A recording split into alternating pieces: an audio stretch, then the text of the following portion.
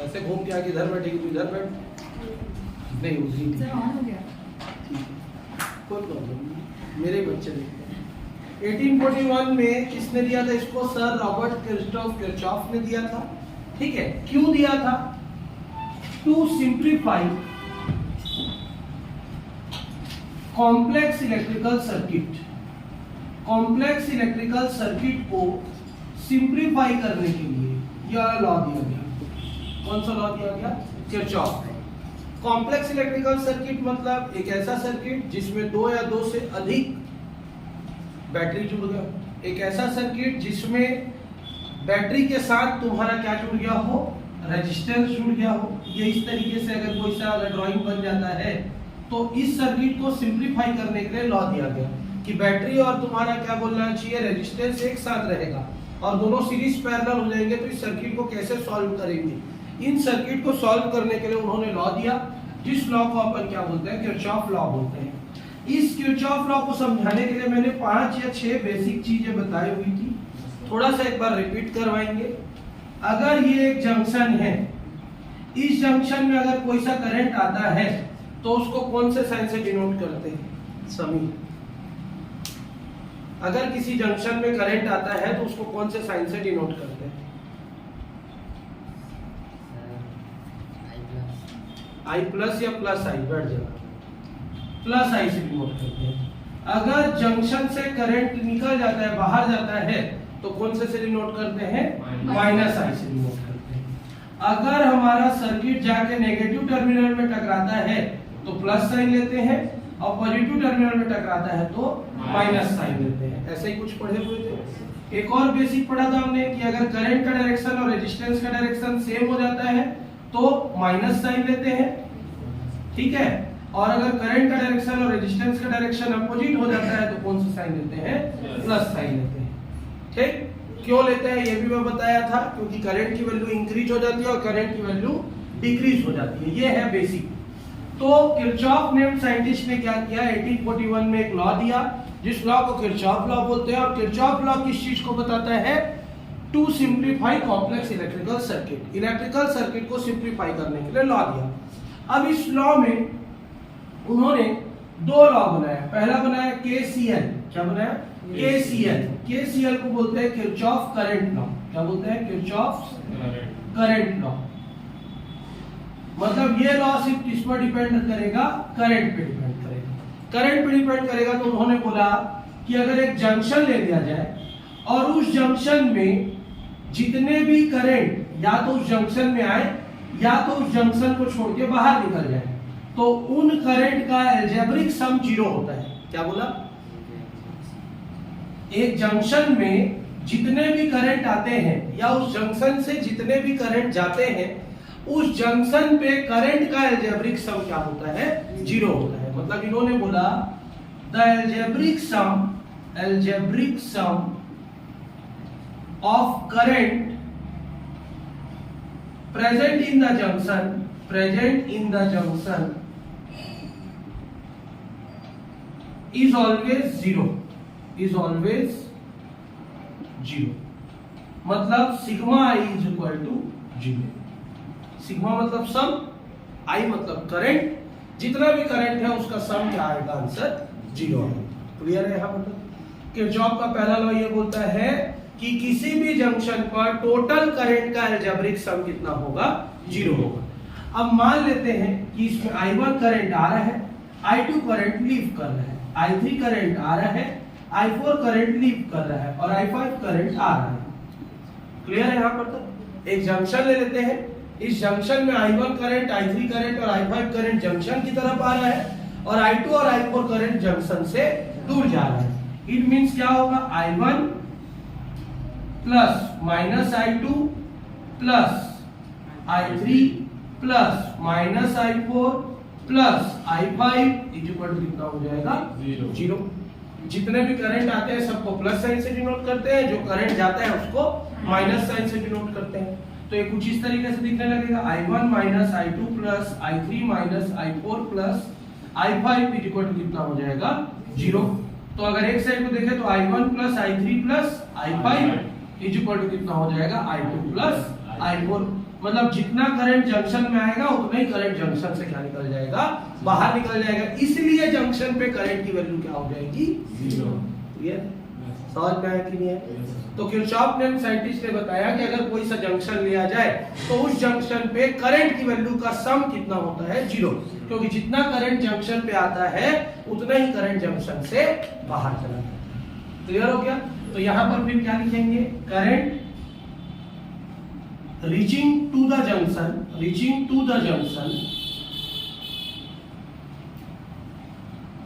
is always equal to current leaving from the junction, मतलब junction में आने वाले करंट का सम जंक्शन से बाहर जाने वाले करंट के सम के क्या होता है, इक्वल होता है। क्लियर है? यहाँ कोई डाउट? बीच में क्लियर हुआ कि अगर कहीं पे भी जंक्शन बनेगा इस चैप्टर में पूरा, तो जंक्शन पे करंट की वैल्यू कितने ले लेना है, आंख बंद करके, तो जंक्शन में करंट फ्लो नहीं होगा। ठीक, पॉज करो, नोट करो। Kirchhoff's voltage law, Kirchhoff's voltage law, इसको बोलते हैं KVL, किरचॉफ वोल्टेज लॉ। ठीक है, एक था KCL, ये है KVL। चालू कर दे वीडियो। अब इसी को कई जगह पे किरचॉफ वोल्टेज लूप भी बोलते हैं। क्या बोलते हैं? लूप। कंफ्यूज नहीं होना है, किरचॉफ वोल्टेज लॉ या किरचॉफ वोल्टेज लूप, लूप भी बोला जाता है। लूप क्या होता है, इस वर्ड को सबसे पहले क्लैरिफाई करते हैं कि लूप से हम क्या समझते, बताओ। लूप ट्राई करो, कोई भी लूप।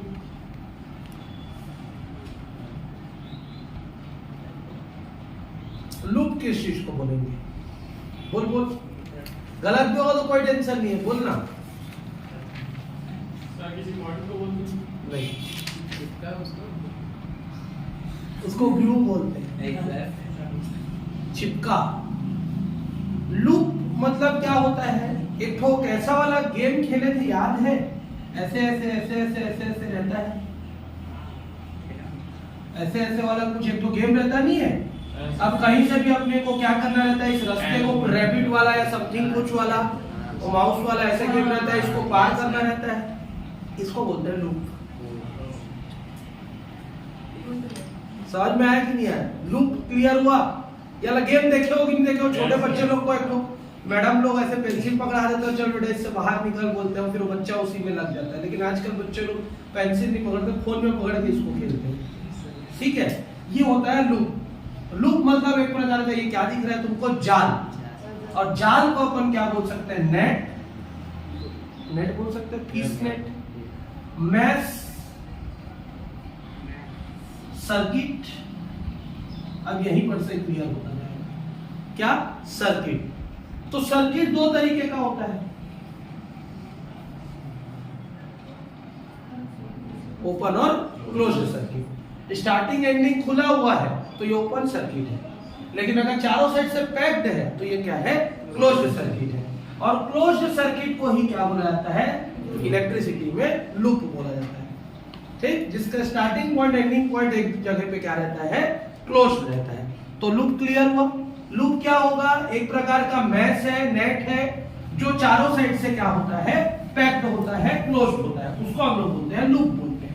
अब लूप अगर ले लेते हैं तो लूप जहां पर से स्टार्ट होता है वहीं पर जाके क्या हो जाता है, क्लोज हो जाता है। अगर हम लोग यहां से स्टार्ट कर रहे हैं तो यहीं पर जाके ये क्लोज होगा, अगर हम इसको यहां से स्टार्ट कर रहे हैं तो यहीं पर जाके क्लोज होगा। तो जो उसका स्टार्टिंग पॉइंट रहता है, लूप में एंडिंग पॉइंट भी क्या रहता है, वही पॉइंट रहता है। तो किरचॉफ नेम्ड साइंटिस्ट ने वोल्टेज लूप या वोल्टेज लॉ क्या दिया, लिखो नहीं, खाली लिखती रहती है बैठ के, पहले सुन। किरचॉफ वोल्टेज लॉ या किरचॉफ वोल्टेज लूप क्या दिया, the sum of total EMF present in the loop is always equal to the sum of product of current and their corresponding resistance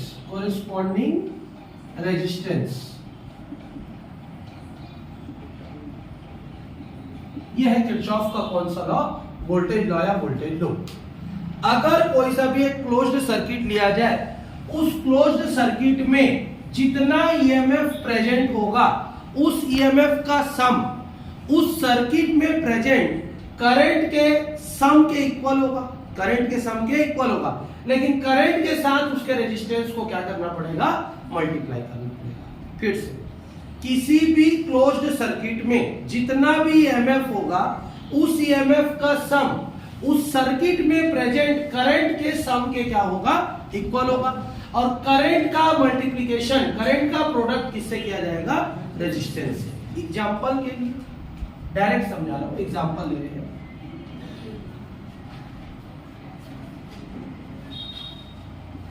यह हमारा एक सर्किट हो गया, क्लोज्ड सर्किट। इसमें EMF E1 है, इसमें ईएमएफ E2 है।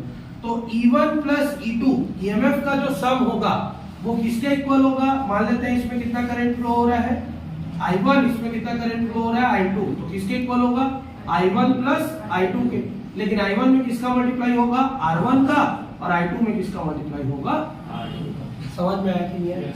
तो किरचॉफ का वोल्टेज लॉ क्या बोलता है कि किसी क्लोज्ड सर्किट में ईएमएफ का जो सम होगा वो किसके इक्वल होगा? करंट के सम के इक्वल होगा। लेकिन करंट के साथ किसका प्रोडक्ट करना पड़ेगा? रेजिस्टेंस का। क्लियर है यहां पर तक? ये है किरचॉफ का कौन सा लॉ? वोल्टेज। क्लियर? अब किरचॉफ के वोल्टेज लॉ को समझाने के लिए उसने अपना एक सर्किट भी दिया। उस सर्किट को रिमेंबर रखना है। ये किरचॉफ का सर्किट था ना, इसके बाद और सिंपलीफाई करेंगे बहुत सारा सर्किट, लेकिन ये मेन जो सर्किट था वो किरचॉफ ने दिया था। A B C D E F minus plus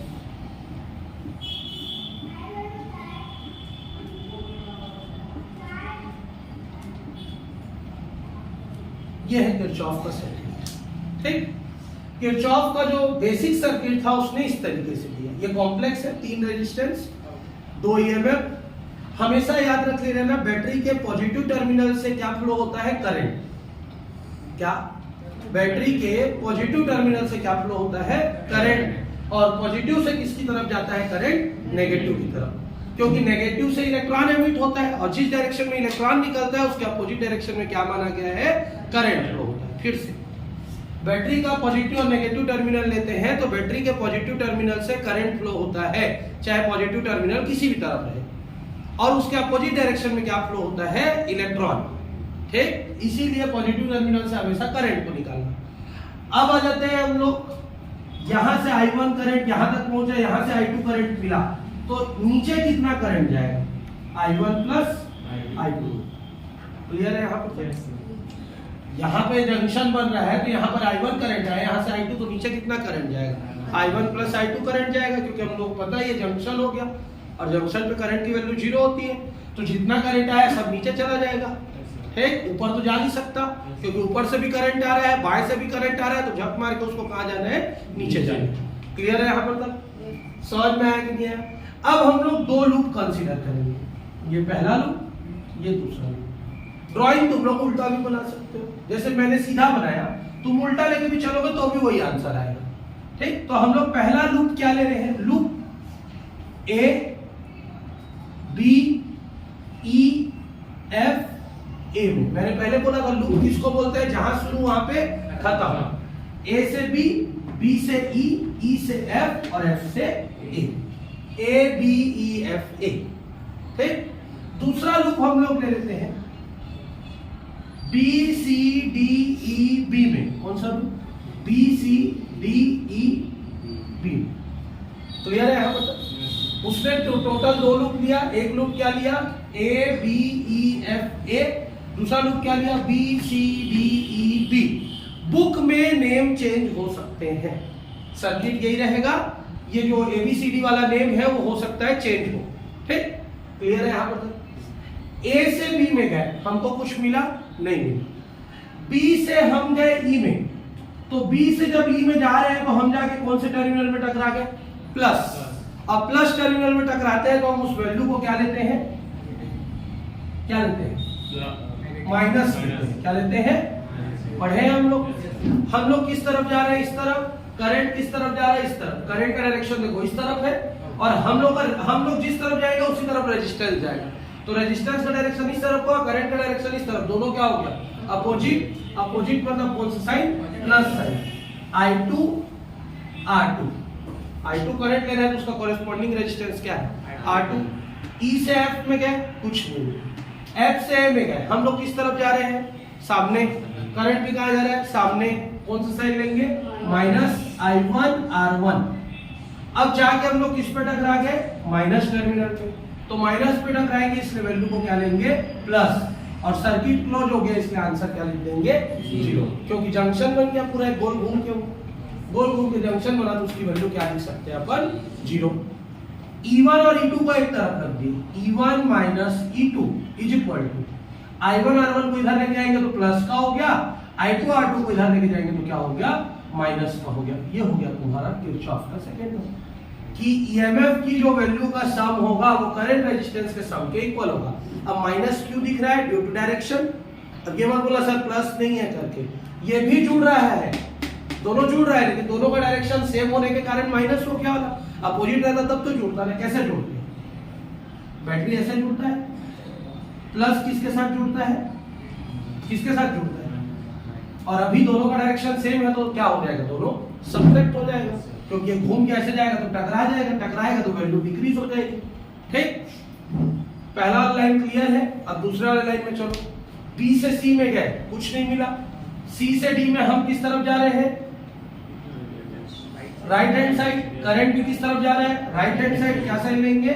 minus sign. I1 plus I2 R3।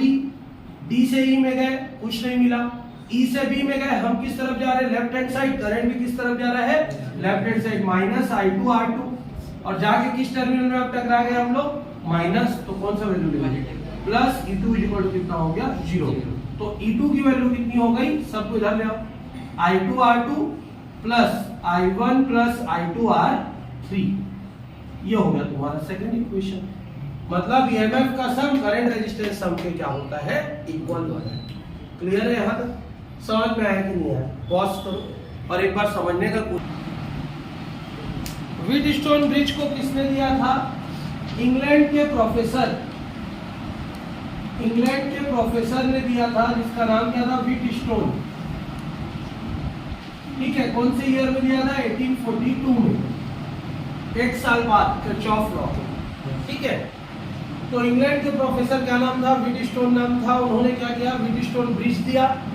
एक ऐसा ब्रिज बनाया जिसमें अननोन रेजिस्टेंस का वैल्यू कैलकुलेट किया जा सकता था। कॉम्प्लेक्स सर्किट में अननोन रेजिस्टेंस की वैल्यू को कैलकुलेट करने के लिए इन्होंने एक ब्रिज बनाया। उस ब्रिज को हम लोग क्या बोलते हैं? व्हीटस्टोन ब्रिज बोलते हैं। क्लियर हो गया? Means England professor Wheatstone name scientist had given a law to calculate unknown resistance of complex circuit in 1842। अब उस सर्किट में उन्होंने क्या किया? दो नॉन रेजिस्टेंस दिए। चलिए, दो उन्होंने नॉन रेजिस्टेंस दिया। नॉन रेजिस्टेंस एक अननोन रेजिस्टेंस लिया और एक रेजिस्टेंस बॉक्स लिया। क्या लिया? रेजिस्टेंस बॉक्स, जिसको रेओस्टेट भी बोलते हैं। क्या बोलते हैं? रेओस्टेट। RHEOSTAT। रेओस्टेट तुम लोग देखोगे चूड़ी टाइप का रहता है। कैसा रहता है? एक सिलेंड्रिकल ऐसे करके डिब्बा टाइप का रहेगा, जिसमें से चूड़ी टाइप का बहुत सारा लपटाया हुआ रहता है और ऐसे करके दिखाई देता है रेओस्टेट। ठीक है, ऐसे करके ढक्कन टाइप का लगा रहेगा और एक पूरा क्या बोलना चाहिए? चूड़ी टाइप का ऐसे घुमा हुआ रहेगा, वो रेओस्टेट है। ठीक है, देखना लेबोरेटरी में जाओगे तो कभी। तो एक रेजिस्टेंस बॉक्स दिया और इन चारों को ऐसा अरेंज किया कि उससे किसकी वैल्यू को कैलकुलेट किया जा सकता था, अननोन रेजिस्टेंस का। तो उसने कैसे बनाया उसको, ब्रिज को कुछ इस तरीके से, दो नॉन रेजिस्टेंस लिए, मान लेते हैं नॉन रेजिस्टेंस क्या है, P और Q है, रेजिस्टेंस बॉक्स R है और अननोन रेजिस्टेंस क्या है, S है। इसके बाद एक क्या दिया उन्होंने, रेजिस्टेंस बॉक्स दिया और इसके साथ एक बना दिया अननोन रेजिस्टेंस को ज्वाइन कर दिया। बीच में उन्होंने गैल्वेनोमीटर लगाया और इसको एक इलेक्ट्रिकल सर्किट से की लगाकर ज्वाइन कर दिया। क्या लगाकर ज्वाइन कर दिया, ये है व्हीटस्टोन ब्रिज।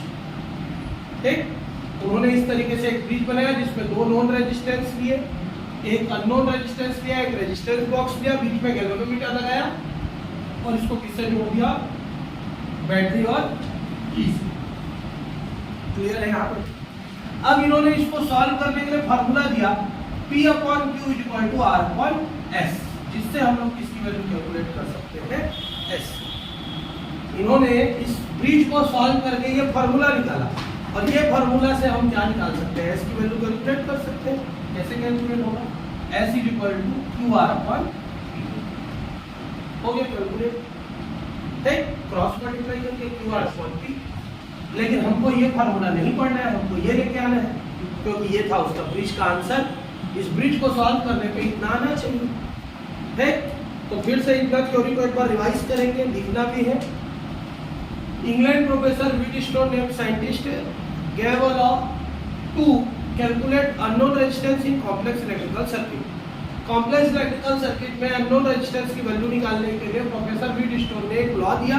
कौन से ईयर में दिया, 1842 में दिया। उन्होंने क्या किया, अपने ब्रिज में चार चीजों को लिया, दो नॉन रेजिस्टेंस लिया, एक अननोन रेजिस्टेंस लिया, एक रेजिस्टेंस बॉक्स लिया। नॉन मतलब क्या होता है, जिसकी वैल्यू पता है, 5 ओम का है, 10 ओम का है, 20 ओम का है, जिसकी वैल्यू फिक्स्ड है और पता है। तो दो रेजिस्टेंस वैसे लिए, एक अननोन रेजिस्टेंस लिया जिसका वैल्यू कैलकुलेट करना है। अब अननोन रेजिस्टेंस कोई दिखाई नहीं देता, एक तो तार का टुकड़ा, that is called unknown resistance. एक हम लोग कॉपर का वायर का इतना बड़ा टुकड़ा को ले लिए, उस टुकड़े का रेजिस्टेंस तुमको फाइंड करना है, तो वो हो गया अननोन रेजिस्टेंस। अब ये मत बोले सर अननोन रेजिस्टेंस कैसे दिखाई देता है, तो कोई सा भी वायर को काट लो, वो वायर अपने आप में रेजिस्टेंस है। क्यों, क्योंकि कुछ ना कुछ रेजिस्टिविटी उसमें मौजूद होगी, रोकने की क्षमता मौजूद होगी, उसको कैलकुलेट करना है। और लास्ट में हम लोगों ने क्या दिया, रेजिस्टेंस बॉक्स किया, जिसमें हम टाइट या ढीला करके उसकी वैल्यू को इंक्रीज या डिक्रीज कर सकते हैं। यहाँ तक क्लियर है कि नहीं। अब इसको सॉल्व करने के लिए उन्होंने हेल्प लिया किरचॉफ लॉ का। किसका हेल्प लिया, किरचॉफ लॉ। ये आई करंट फ्लो होगा, कितना तार में बढ़ गया, दो तार में बढ़ा, यहाँ क्या करंट जाएगा I1, यहाँ क्या करंट जाएगा I2। फिर I1 करंट यहाँ पहुंचा तो गैल्वेनोमीटर में जाने वाला करंट क्या हो जाएगा, IG। गैल्वेनोमीटर में जाने वाला करंट क्या हो जाएगा, IG। और यहाँ जाने वाला करंट क्या हो जाएगा, I1 माइनस IG। समझ में आया कि नहीं है। यहाँ से I1 करंट यहाँ तक पहुंचा, यहाँ से IG करंट नीचे चला गया, तो बचा हुआ करंट इधर जाएगा। कितना बचा हुआ करंट है, अगर यहाँ से 10 एम्पियर यहाँ पहुंचा, 2 एम्पियर नीचे गया, तो बगल में कितना एम्पियर जाएगा, 8 एम्पियर। तो 8 कैसे पता चलेगा, 10 माइनस 2, 10 माइनस 2। अब यहाँ जैसे ही पहुंचेंगे तो यहाँ से कितना करंट आया, I2, यहाँ से कितना करंट आया, IG, तो यहाँ कितना करंट जाएगा, I2 प्लस IG।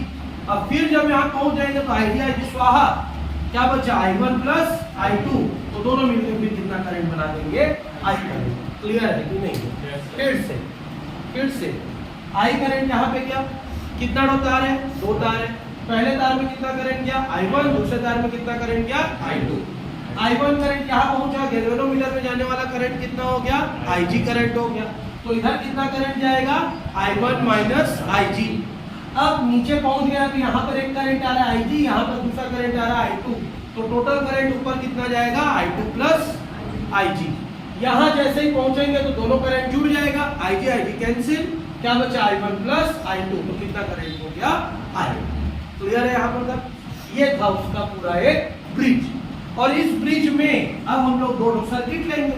दिख रहा है दोनों गोल सर्किट, एक ये वाला, एक ये वाला, दो सर्किट दिख गया। ठीक, पहला सर्किट पढ़ो, क्या नाम है, नेम तो दिया ही नहीं है इसको, चलो नेम करते हैं, A B C D। Clear. तो पहला लूप कौन सा लूप लेंगे, loop A B D M, A B D M, A से बी में गए, हम कहा जा रहे हैं ऊपर, ए से बी मतलब हम लोग ऊपर, और करंट भी कहा जा रहा है ऊपर, ठीक से बना लेते हैं। दोनों ऊपर जा रहे हैं तो क्या साइन लेंगे, माइनस, करंट का नाम पढ़ो I1, रेजिस्टेंस का नाम पढ़ो P, क्लियर। P से D में है, हम कहा जा रहे हैं नीचे, करंट भी कहा जा रहा है नीचे, तो क्या साइन लेंगे, माइनस IG, और यहाँ पे रेजिस्टेंस कितना है, कैपिटल G, गैल्वेनोमीटर पे भी रेजिस्टेंस होता है तो वो G लेंगे। फिर D से हम कहा जा रहे हैं A पे, हम कहा जा रहे हैं ऊपर, करंट कहा जा रहा है नीचे, क्या साइन लेंगे, प्लस साइन लेंगे। I2R इज इक्वल टू कितना हो गया, इसको R ठीक, I2R इज इक्वल टू कितना हो गया, 0। IG की वैल्यू 0 होती है, क्यों, क्योंकि जंक्शन है, यहाँ से यहाँ तक एक लाइन बन गया मतलब वो जंक्शन है, और जंक्शन में करंट फ्लो नहीं होता, तो IG की वैल्यू क्या लेंगे, 0। तो कैसे दिखेगा, minus I1P minus 0 into G plus I2R is equal to 0, minus I1P plus I2R is equal to 0। So I2R is equal to कितना हो गया, 0 प्लस I1P, इसको हटा देते हैं, डायरेक्ट लिख देते हैं, ठीक। इक्वेशन नंबर कितना हो गया, 1, ठीक। दूसरा लूप लेंगे, कौन सा लूप लेंगे, पढ़ो, BCDB में, BCDB वैसी नहीं किया है, मैंने उल्टा ले लिया, BDCB में, बोल ऐसा घुमा, ये भी उल्टा लिया क्या, इसको घुमाएंगे, अब जैसे लिए है वैसे ही क्योंकि डेरिवेशन कर चुके हैं। क्या लेंगे, BCDB में, समझ में आया कि नहीं है, ड्राइंग के अनुसार। B से C में गए, हम कहा जा रहे हैं नीचे, करंट भी कहा जा रहा है नीचे, क्या साइन लेंगे, minus I1 minus IG Q। फिर C से D में गए, हम कहा जा रहे हैं नीचे, करंट कहा जा रहा है ऊपर, क्या साइन लेंगे, plus sign, I2 plus IG S। फिर D से B में हम कहा जा रहे हैं ऊपर, करंट कहा जा रहा है नीचे, कौन सा साइन लेंगे, plus sign, IGG is equal to कितना हो गया, 0। और हम जानते हैं कि IG की वैल्यू कितनी होती है, 0, तो ये IG 0, ये IG 0, ये IG 0, गायब कर दो सीधा सीधा, क्या बचा, minus I1 Q plus I2 S, बाकी सब क्या हो गया, गायब। क्या बचा, I2S इज इक्वल टू कितना हो गया, I1 इक्वेशन नंबर कौन सा, दोनों डिवाइड करो, दोनों को डिवाइड करोगे तो क्या आएगा, I2R upon I2S is equal to I1P upon I1Q, I1 I2 R upon S is equal to P upon Q। ये है तुम्हारा कौन सा, Wheatstone bridge, divide equation 1 and 2। समझ में आया कि नहीं आया, यहां से प्लस IC, करंट का डायरेक्शन नीचे जा रहा है, रेजिस्टेंस हम नीचे जा रहे हैं इसलिए माइनस साइन, करंट का डायरेक्शन ऊपर जा रहा है लेकिन हम नीचे जा रहे हैं इसलिए प्लस साइन, करंट का डायरेक्शन नीचे जा रहा है लेकिन हम ऊपर जा रहे हैं इसलिए प्लस साइन, 2 प्लस और 1 माइनस। IG की वैल्यू 0, तो जहां जहां IG था सब जगह 0 हो गया, बचा उसको ट्रांसफर कर डिवाइड किया, आंसर हो गया। नोट करो, पॉज करो, ऑन ही नहीं की।